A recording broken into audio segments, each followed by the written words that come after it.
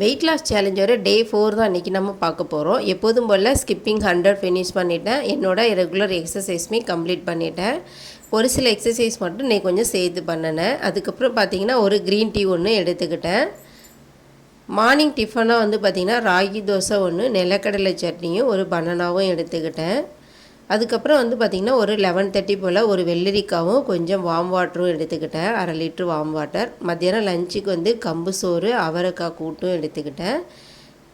தண்ணி வந்து இன்றைக்கி பார்த்திங்கன்னா ஒரு வார்ம் வாட்டர் எடுத்ததுனால ஒரு 1.5 லிட்டர் அளவு தான் நான் எடுத்துக்கிட்டேன். இடையில வார்ம் வாட்டர்லேருந்து ஒரு 1/2 லிட்டர் குடித்ததுனால 1 லிட்டர் மட்டும் எடுத்துக்கிட்டேன். ஈவினிங் வந்து சின்னதாக ஒரு வாக்கிங் போயிட்டு இன்றைக்கி எக்ஸ்ட்ரா காலைல பண்ண எக்ஸசைஸை ஈவினிங் கொஞ்சம் முடிச்சுக்கிட்டேன். ஈவினிங் வந்து பார்த்திங்கன்னா ஒரு க்ரீன் டீ ஒன்று எடுத்துக்கிட்டேன்.